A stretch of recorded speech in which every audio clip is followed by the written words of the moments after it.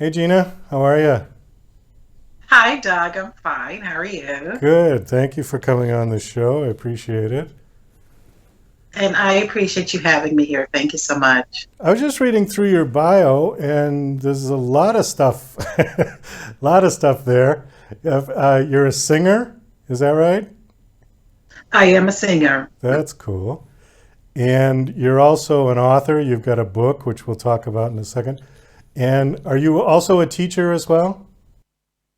Yes, I am an English teacher in one of the districts out here in Los Angeles, California. And I have been in the game of educating minds for 15 years. How's COVID been affecting your teaching?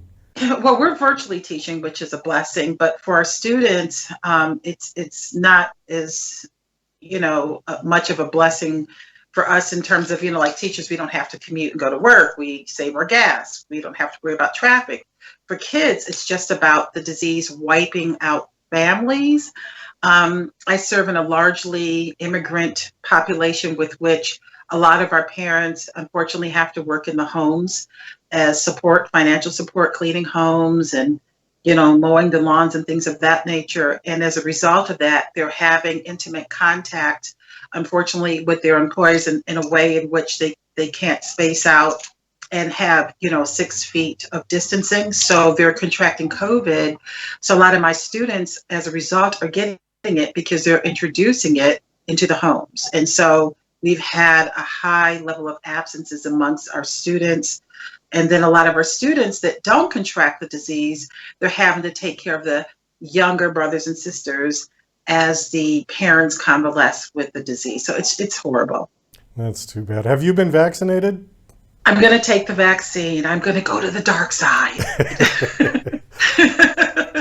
I really had to think about it. I'm not an anti-vaxxer in any sense of the word, but I was nervous about something that's been approved by the FDA in less than a year, when normally it's about 10 Oh years yeah. through Yeah. science, right, for science to really vet it as, any vaccination as being one that is a formidable option for the public. But I understand too that the risk of not taking it is greater than getting the disease itself. So I'm going to do it. And as a teacher that will probably go back to the brick and mortar, I think, it's going to ultimately be a requisite from our district as well as our union. Well, it was my understanding that teachers were kind of high up on the list for people for priority to get the vaccine. Yeah. Well, allegedly, but I signed up for it the other day and they said I'm not the next in line. So I'm definitely not 65, but I know that I am on the front lines with kiddos, especially teaching high schoolers, which have the same levels of transmission as adults versus elementary. So I don't know why I'm not. But I'll be thankful whenever I get it. But I'm immune boosting. I'm taking IV vitamin drips and injections, and then I have overall good eating pattern. So, and I exercise, so I'm not super worried about it. Do you think the online for kids is? I've had this conversation with people on the show before, and most people are against it once this pandemic is gone. They want the kids to go back to the brick and mortar schools. There are a few people who think that this would be a good time to transition to that permanently. And I disagree for K through 12. I think they need to get out of the house. Uh, but for university level, I think it's great. I think for people who want to do advanced degrees and who maybe have been working for a while and they want to go back and get it, online is super. But I'm not sure that to transition away completely from brick and mortar schools for K through 12 is such a great idea. What do you think? I concur with you. The social emotional support of children, a lot of times, is through their peers. I mean, I remember when I was a kid, there were things I could tell my best friend that I couldn't tell my mom. And not that my mom and dad weren't open and accessible, but there's just some things you need that peer support. And what we're finding, which is really sad, is that suicide rates are soaring amongst elementary kids. So, I mean, I think that's a statistically significant way of knowing that we need to get the kids back. And then a lot of our children want to see their teachers. Let's Right. face it. A lot of us as educators play the role of moms, nurses, counselors. We're on the front lines. And I remember it was brilliant what I heard. A mother, when being interviewed about this, said on television, she says, you know what? She says, I'm a mother that didn't come with instructions on how to raise kids, but teachers get instruction through college, so they know more about our children than we do. And I thought, wow. So I felt like that's my superpower in understanding children and fulfilling the needs. I thought that was an interesting spin, quite frankly. Yeah, that is a very good point. It is a very good point. Mhm. And to the other side of that argument for me is that most families in America, both parents work. And if the kid is going to, or kids are going to stay home, somebody's going to have to stay home.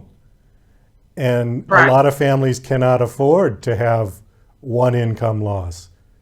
It just No. isn't possible. No, and especially in the district in which I serve, 90% of our students are eligible for free lunch, which means that we have a high poverty level. So a lot of our parents are working 2 and 3 jobs and they're not even making enough to get above the poverty line. So to even lose the little bit that they have in trying to eke out a life for themselves, it would continue to place them at the underbelly of society. And that's just not fair. Yeah, no, that isn't.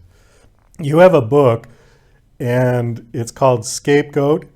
Can I just read the whole thing? Because I was intrigued by this rather long subtitle. Ways Sure. to, okay. It's actually called Stop Scapegoat No More. Oh, okay. Stop Scapegoat. Ways to Understanding Scapegoating and How to Stop It. A Theological and Secular Praxis for Healing and Wellness of Using the Pneuma, Psyche, and Soma. Did I say all that correctly? You sure did. Okay. Having said all of that, I have no idea what I just said. So maybe you can enlighten me as to what exactly all that means. It sounds wonderful. I just don't know what it means. Thank you. So basically, I unpack what scapegoating is from the origination of it, from the biblical times to how it took on a more profound and dark understanding and how it played out in the familial structures and societal structures. And then once it's unpacked and knowing what it is, how do we reconcile it? And so through the pneumapsychosoma, we're looking at the mind, the body, and the spirit. Pneuma is the spirit, which literally means the Holy Spirit. Psyche is the mind. That's a psychological framework. And body is how do we deal with it because of the psychosomatic things that can, that happen because of this evil. And so, the whole book just kind of frames itself and runs gamuts around how we do it using a clinical approach, a theological approach, in some ways just even helping us with our bodies. So, yeah, that's what it is. So when you're referring to scapegoating, what are you talking about exactly? So scapegoating is like when a narcissist or a person singles out or targets a person. They're targeted for their weakness, or as I will mention later on, their strength. They are blamed for the sins or failures of a family, unfairly blamed. The faults of the family rarely have anything to do with the scapegoat. However, because the scapegoat has been designated, this person puts the scapegoat as the target. It is almost irrational, yet in the mind of the scapegoat, a plausible act with which to eradicate the guilt of the imperfections in the life of the scapegoater. As an example, if a child does something wrong, people blame the parents? Right. So if a child does something wrong, in the scapegoater mind, he or she thinks, oh, it's my fault, so I better project and deflect it and say that there are reasons of the scapegoat, which is why if anything goes out in the community that there are ills and failures with the family, it's the scapegoat's fault. It's not our fault. Oh, I see. Okay. All right.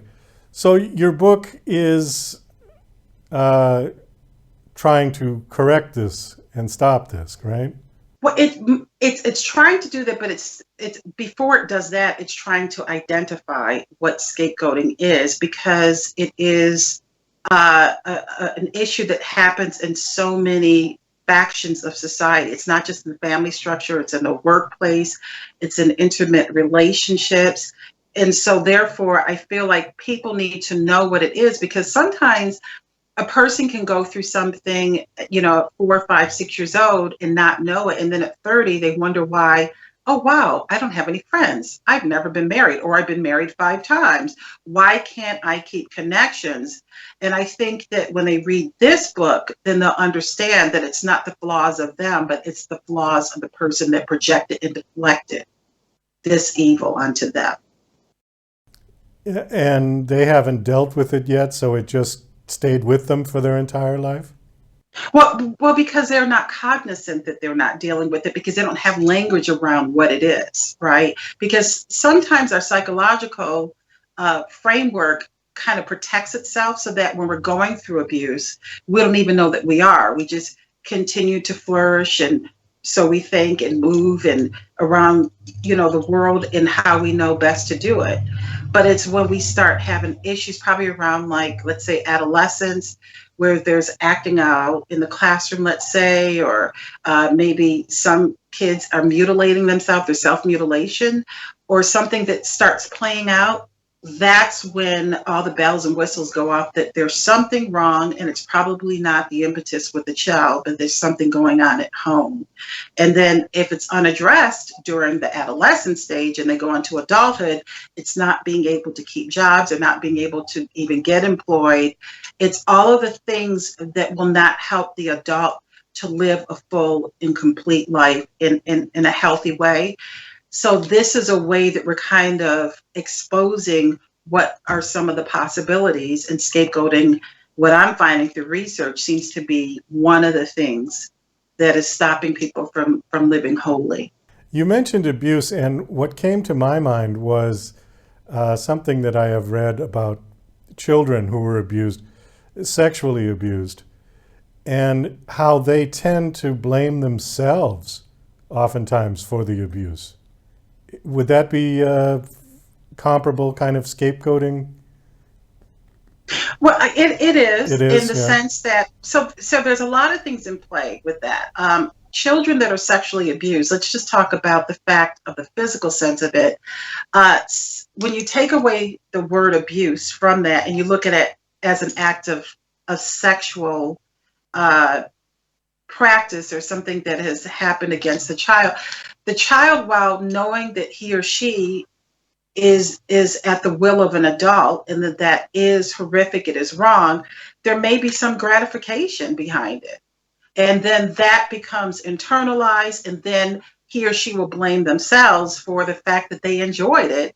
And so then they have this sort of duplicitous understanding of, am I wrong for feeling, the way that I do about how I was gratified, yet at the same time knowing that I should not have been violated by the adult. Typically in sexual molestation situations, from what I've read and what I've researched, and even as a teacher when I've had to report, that it is the perpetrator that will tell the child, if you tell anybody, then they're not going to believe you, and that means that you're not a good boy, you're not a good girl, and didn't your parents teach you not to tell on people? So there's that psychological manipulation from the aggressor, the pedophile. So then the child then goes through life with guilt, thinking that they were the reason that they were violated, not realizing that it's a crime. And so that's kind of like, so the scapegoating happens when the aggressor, the perpetrator, the rapist, whatever you want to call this person, is saying, if you didn't wear that, let's take it a step further. If you didn't wear that dress, I wouldn't have been attracted to you, right? So that's a lot of gaslighting, which I talk about in my book, invalidating how the victim feels, because the person doesn't want to take on the responsibility for what they caused. We have kind of run out of time, and this is a big topic which we could have gone on with for 2 hours, I think. Do you have a website that you want to give out for your book, or a personal website? Yes, I have a personal website. It's stop, and then there's a dash, and then it's scapegoat no more dot GoDaddy sites sites.com. That's a link for your book and for yourself, and people can buy the book from Right. there? Absolutely. You can Yeah. also purchase my book. I would say if you want to even get it right away, for print copies, it is being sold at Vroman's bookstore, but also Amazon. And then if you want to get an ebook, it is sold at Nook, which is a part of Barnes and Noble. Gina, thanks so much for coming on the show. This was very enlightening, and I think I learned a couple of things today, so I appreciate that. Best of luck with